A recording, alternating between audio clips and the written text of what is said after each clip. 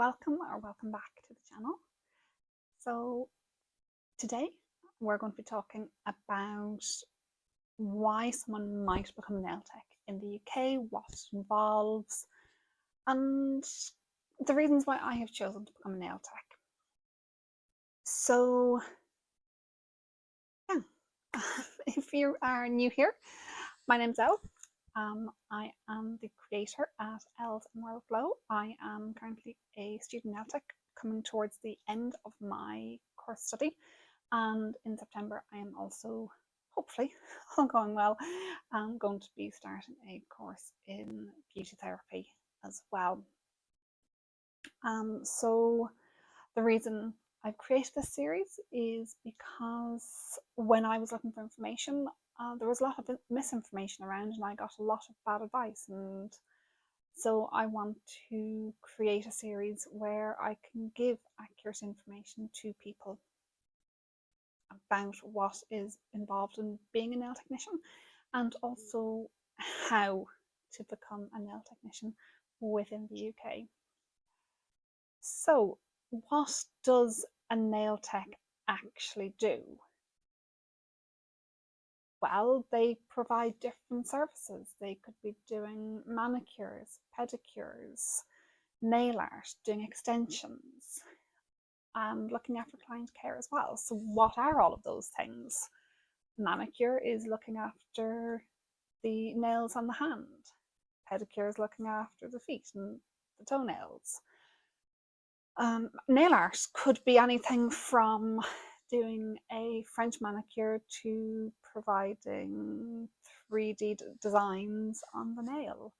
It could be doing nail extensions, and that could be in the form of acrylics, hard gel, to a lesser extent builder gel, but providing treatments to support healthy nail growth, to advise clients about the ways in which they can grow their nails safely, how they can best protect their nails, what to do if they become damaged. All of those things fall into the role of a nail technician. It's not just about providing those services though, it's also about being aware of what to do if someone presents with a nail condition, a skin condition that maybe they need to seek further treatment for, and recognizing those and being able to signpost them to the right places, be it pharmacy, GP, dermatologist, whatever it is. And those can vary. There are so many options for nail technicians. You could be working in a salon, you can be self-employed, you can work from home, you can be a mobile technician, you can get involved with editorial work. There's so many options. I know people who have specialised and done further training to become specialists in foot care. So supporting the needs of people maybe with disabilities or the elderly who aren't able to look after their feet, aren't able to cut their toenails and things like that. And they provide those services for them. So there's lots of options within the, after you've qualified as a nail technician, that doing that training can give you the basics to go on and do further things. And of course, you have the ability to be creative in your work. And that's one of the things that I'm enjoying about doing YouTube, is that I get to be creative, I get to take part in challenges, I get to do things that I'm probably not willing to risk trying on somebody's nails just yet, but it helps me to develop my confidence and to develop those skills so that actually I can offer quite a large variety of nail art skills to clients in the future. And that is something that I do want to be able to do, is offer exciting nail art to people. It's something that I really enjoy, and when I used to go to my nail tech, something I really enjoyed with her was just the creativity that she was able to have. I could just say to her, I want a set of nails on this theme, and she'd create it. So I am enjoying that experience for myself and being able to do that. And that's something that I'd like to be able to for clients as well. So it's not just about painting nails, like I said, it gives people confidence. It makes people feel cared for. A lot of people will use things like getting their nails done as part of their self-care, and that's something that we should very definitely be encouraging. We should be encouraging people to look after themselves, to do things for themselves, to make themselves feel good, to make themselves feel confident. And it doesn't have to be for anyone else, it just has to be for them. And that's one of the reasons why I did it, was because it made me feel good.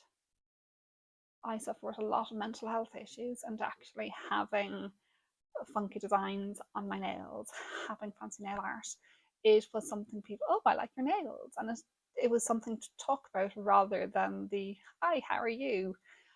Which I generally dislike. And I'm very good at sidetracking from that. There are so many options then when it comes to your career and flexibility within your career and how much you could potentially earn as a nail technician. So when it comes to working, you can either be self-employed, that can be at home as mobile tech, or renting a table in a salon, or you can be employed directly by a salon, by a business, by maybe a spa, by a hotel. There's so many options with regards to that.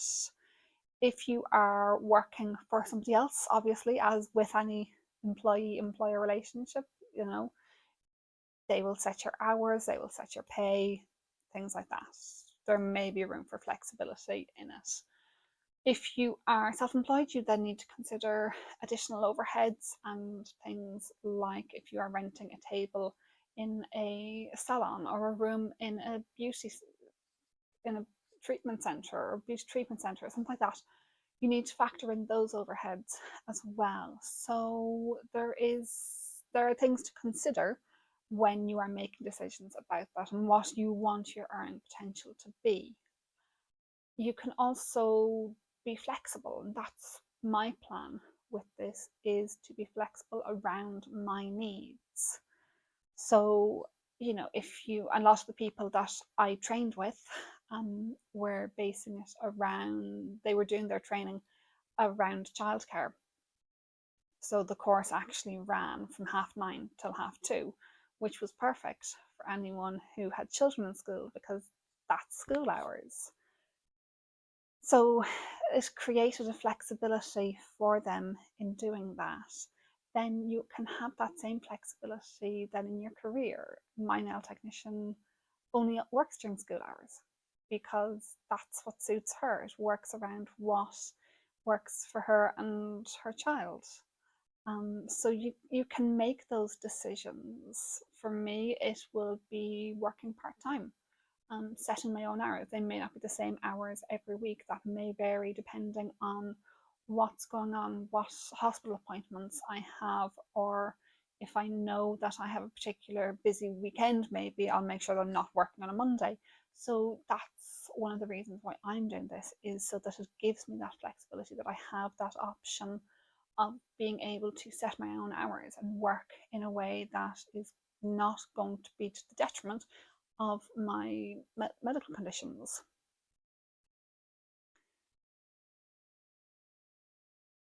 Your income then can, if you're self-employed, you pretty much are going to be setting your hours, you're going to be setting your pay, and you need to factor in things like holiday pay, sick pay, all of your overheads, and cancellations, having days where maybe you don't have as many clients.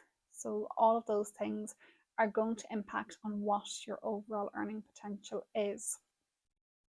But you can set your rates based on what you need, and there are some incredible apps and trackers and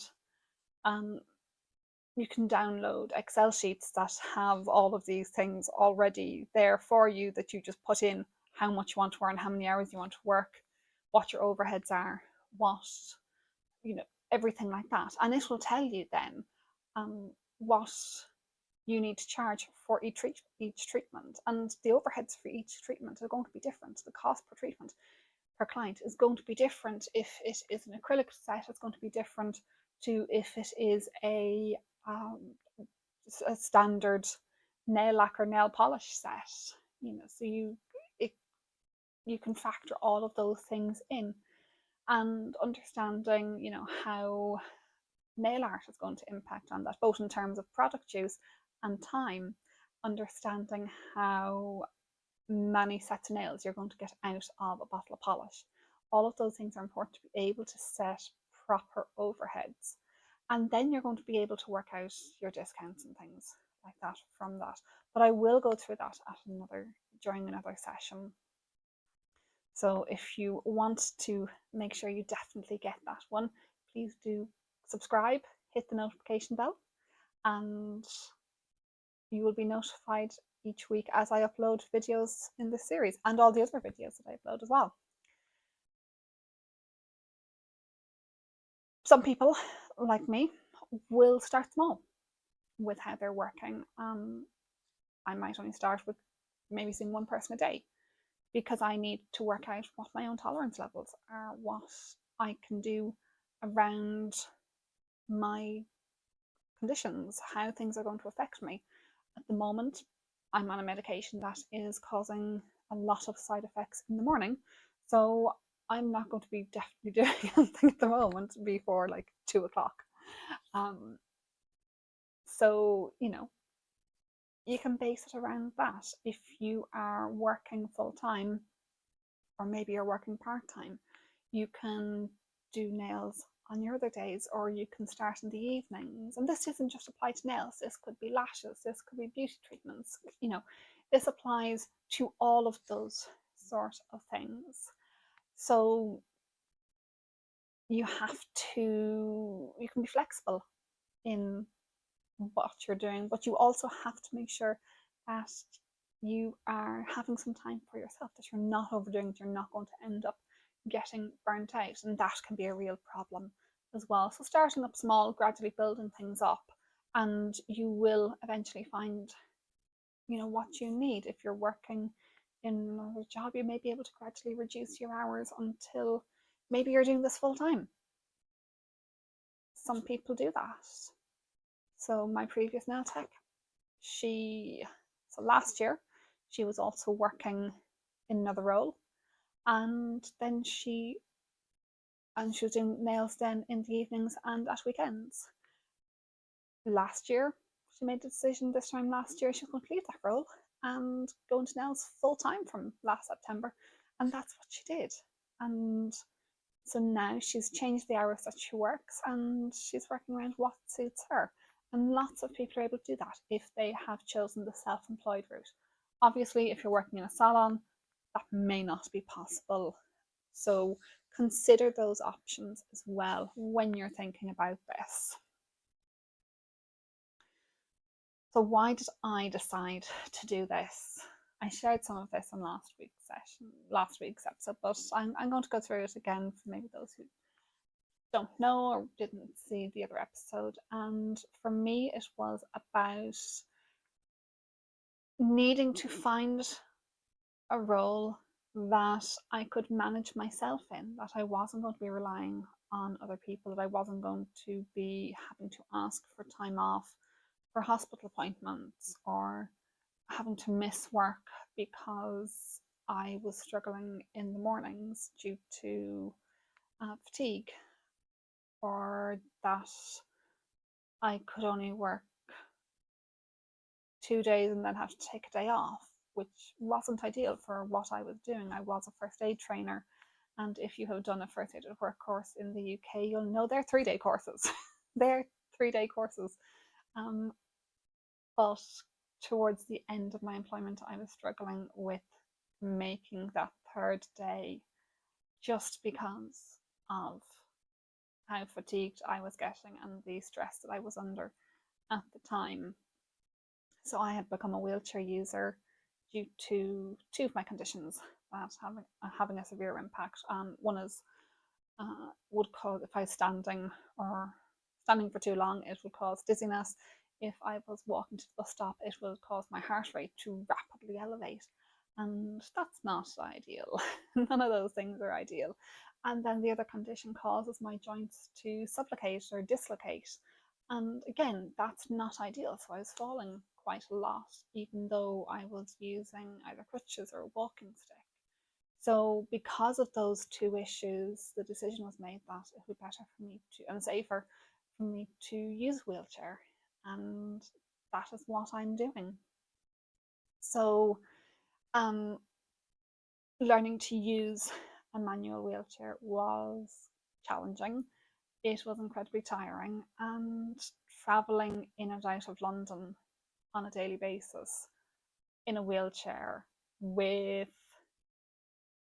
lots of challenges, mainly if you have travelled by rail in the UK, you will know there is a step down onto the vast majority of platforms from the train. And the issue with that as a wheelchair user is that I needed assistance at the train for the trains.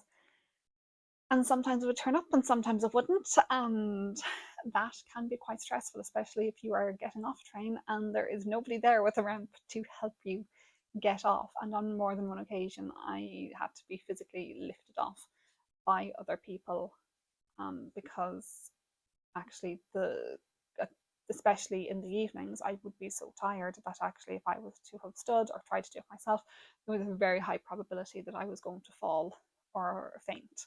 So having to have people like physically pick up my chair and lift me off a train, it wasn't safe. And it's actually incredibly stressful when that keeps happening on a regular basis, or you're on a bus and you've pressed the ramp request bell and the bus driver has, they generally claimed they hadn't heard it, which to me, the frequency that has happened, it would imply that there was a lot of people within the London bus network that would need a hearing test. I think a lot of them chose just to ignore it. Because there's also a little light on their dashboard that lights up as well after that's been pressed. So the oh, I didn't hear the bell didn't really fly with me once I learned that from someone within TfL. Who manages accessibility within TfL. So yeah, when that was happening on a daily basis, that has a huge impact on stress and well-being. And it just meant I just couldn't focus at work. I was arriving stressed and I just wasn't coping very well with it. And there was lots of other issues as well. My fatigue was extreme, and even though I was no longer in constant pain, I was constantly exhausted, which presents its own challenges as well. So I needed to find something that I loved doing, and nails was something I'd considered previously. It was something I had looked at during lockdown. I had done online courses with New Skills Academy during lockdown and to become a nail technician. I'd looked at some other beauty courses as well through that. And I started researching that. I started looking into where I could become a nail technician, how I become a nail technician, and asked in Facebook groups and in nail forums, and was getting lots of conflicting answers. And yeah, so I eventually figured out what I needed to do, found a course that was accessible, so it was an online course. So all the theory parts were done online, all of the practical parts were done online with webcams, and same with the assessments. And that worked for me. It allowed me flexibility. If I was having a day where I couldn't get up in the morning, then I could do it from my bed. Not ideal, but that's the way I could do it. And working as a nail technician is going to give me some of that flexibility as well. So I know I'm spotting patterns in when I'm more tired, so I can adjust my schedule based on that. I can work out, how I can start off. I know I'm going to start off with 1 or 2 people a day and just build it slowly so that I'm not at risk of burning out. I'm going to make sure that I have time off during the week, and I want that and needed that flexibility within my schedule so that I can still be doing things, that I can still be mixing with people, that I can still feel like I'm contributing to society, but that I can do it on my terms and in a way that's not going to impact my disabilities and make me worse. So that's why I have gone down this route. The course I'm doing in September is 2 days a week, and that's going to still allow me then to do nail stuff on the other days if I want, or just take it easy on those days if I need to. So when I start that course, maybe the first 2 or 3 weeks, I'm not going to be doing anything else other than that course, so that I can work out what is going to work best for me, what is going to be the best options in terms of how many clients could I perhaps see, how many treatments could I perform on the other days, or what's going to work best for me around that and the days that I'm doing that. And also I'm still doing my cadets and my badgers and some my St. John volunteering, so still being able to fit all of those things in without it impacting on my disabilities and making me have significant flare-ups or anything like that. It's going to leave me bedbound. So that is what the reasons that I have gone into this. It's giving me independence, giving me flexibility. It's allowing me to work around my needs, and at the same time allowing me to improve other people's self-confidence, improve how they feel about themselves, and give them the opportunities to practice self-care on themselves by getting a set of nails done, and hopefully with some very cute nail art once I master them all. still working on it. I am definitely feel like I'm improving, but there's still room for improvement there. So is being a nail tech the right thing for you? And some things that you need to consider: do you enjoy working with people? Do you think you can be creative? Are you detail orientated? Are you good at multitasking? Because people like to talk sometimes when they're having their nail appointments, and some people just want silence, and that's lovely and that's brilliant, and some people that's perfect. So are you being able to adapt to the needs of the clients that you are working with? But also, do you understand and are you willing to work within the requirements around hygiene, around continuously learning about the nail industry, about the requirements, about different techniques that are being introduced, different products? Are you willing to upskill as you go along to be able to do all of those things? It's not something that is going to just, you attend your course and done. It's something that takes a lot of time and practice to get right and to build up those skills, because we are providing treatments to people where if we do it wrong, we open them to the risk of infections, reactions, and potential allergies that could prevent them from receiving medical treatments in the future. So we need to be willing to practice to get things right and to make sure that we are providing the best standard of care to the people that we are doing nail treatments for. Also, are you willing to work with feet? might be an odd one, but that's something to consider as well, because on the vast majority of nail technician courses that are that are not just to focus on one thing, you will have to do pedicures as part of your training, even if you're not going to do it as part of your offering in the future. You do need to do pedicures as part of your assessments to get your qualification. So that's something to be aware of as well. I know they're not everyone's favourite thing. I volunteer at the marathon with St. John and the long marathon with St. John, and done that for a couple of years. Usually towards the finish line, you usually see a lot of feet, and there's quite a number of other volunteers who do not do feet, and therefore, they'll treat everything else, but they will try to avoid the feet. Probably not the best to be doing a nail technician course. So it's something to consider as well, because in the courses you don't get choice. It's not an a la carte menu where you can pick what you want. In order to get the qualification, you need to be able to do all the skills. So that's something to consider as well. It's not just about the career, but actually the training involved as well, and can you meet all the requirements of that. So if you think that this is something for you, a career that you are interested in, and I haven't put you off with the concept of treating other people's feet.